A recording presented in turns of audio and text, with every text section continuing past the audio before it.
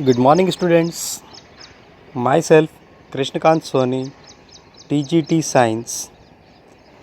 आज मैं आपके लिए लेकर आया हूँ क्लास 6 के लिए चैप्टर सेकेंड का second video.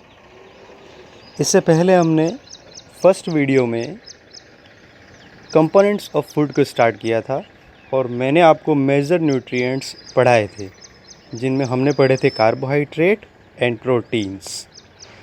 Today we are going to take on the further topics of the lesson.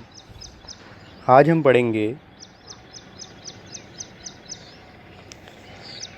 Fat और बाकी फूड न्यूट्रिएंट्स के बारे में। डियर स्टूडेंट्स, फैट वो फूड न्यूट्रिएंट होता है जो हमारी बॉडी को मैक्सिमम एनर्जी प्रोवाइड करवाता है। फैट उन सभी फूड स्टफ में होता है जो स्टिकी होते हैं। फूड स्टफ में फ़ैट प्रेजेंट है या नहीं है, इसके लिए एक टेस्ट होता है, जिसमें हम क्या करते हैं, फूड स्टफ के साथ फूड स्टफ को एक पेपर पर लेते हैं। अगर पेपर पर ऑयली पैचेस बन जाते हैं तो ये इस बात को कंफर्म करता है कि उसमें फ़ैट प्रेजेंट है।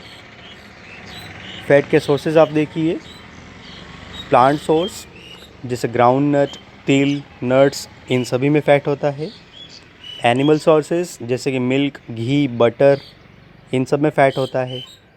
तो स्टूडेंट्स, आप क्या याद रखेंगे कि फ़ैट जो है वो मैक्सिमम एनर्जी प्रोवाइड करते हैं, बट इनके डाइजेशन में काफ़ी टाइम लगता है।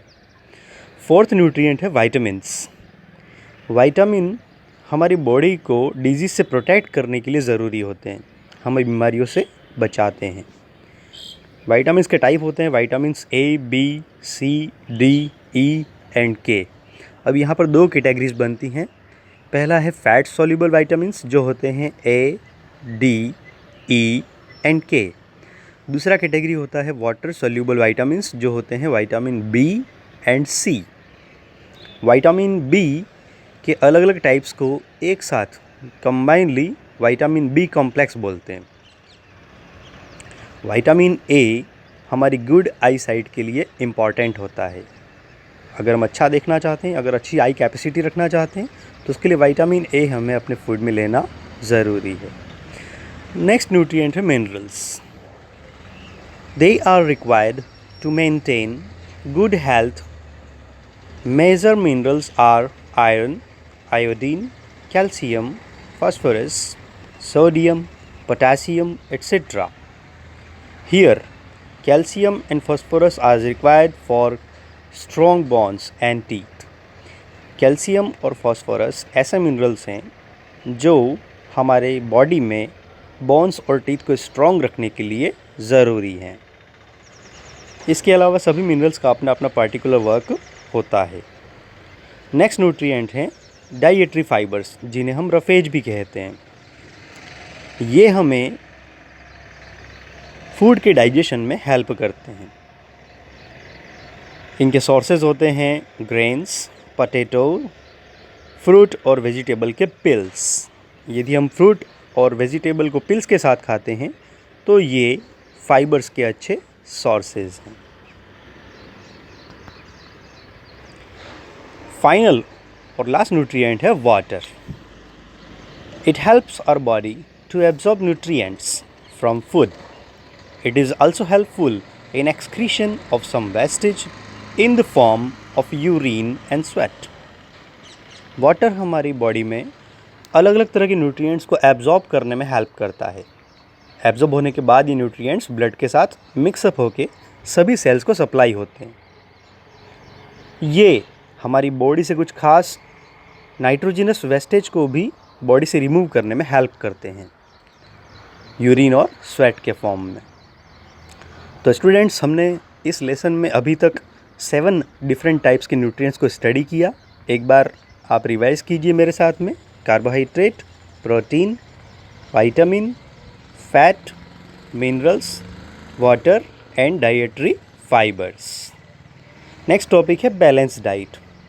बैलेंस डाइट उस फूड को कहते हैं जिसके अंदर सभी तरह के न्यूट्रिएंट्स एक सही प्रोपोर्शन के अंदर प्रेजेंट होते हैं। जब फूड आइटम्स के साथ में सभी न्यूट्रिएंट्स एक अच्छे प्रोपोर्शन, एक अच्छे अमाउंट के साथ प्रेजेंट हों, तो ऐसे फूड को हम बैलेंस डाइट कहते हैं। बैलेंस डाइट के अलावा फूड की प्रॉपर कुकिंग भी ज़रूरी होती है। ये एक इम्पॉर्टेंट फैक्टर है जिसके साथ अगर हम कुकिंग सही तरीके से कर रहे हैं तो फूड में न्यूट्रिएंट्स को रिटेन कर सकते हैं। दैट मीन्स कि न्यूट्रिएंट्स के लॉस को बचा सकते हैं। अब आगे आप देखिए स्टूडेंट्स, कुछ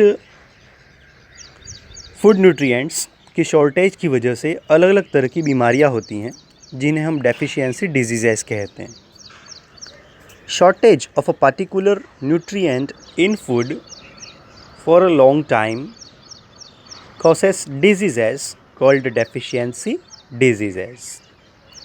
For example, shortage of carbohydrate and protein leads to weakness and growth is affected. हमारे फूड में कार्बोहाइड्रेट और प्रोटीन की कमी से बॉडी में वीकनेस आ जाती है और बॉडी ग्रोथ बैडली अफेक्ट होती है। तो स्टूडेंट्स, हमारा फूड कैसा होना चाहिए? बैलेंस्ड डाइट, जिसमें सभी तरह के न्यूट्रिएंट एक अच्छे प्रॉपोर्शन में प्रेजेंट हों। तो स्टूडेंट्स, ये था चैप्टर नंबर 2 जो इस फाइनल टॉपिक के साथ फिनिश हो गया है।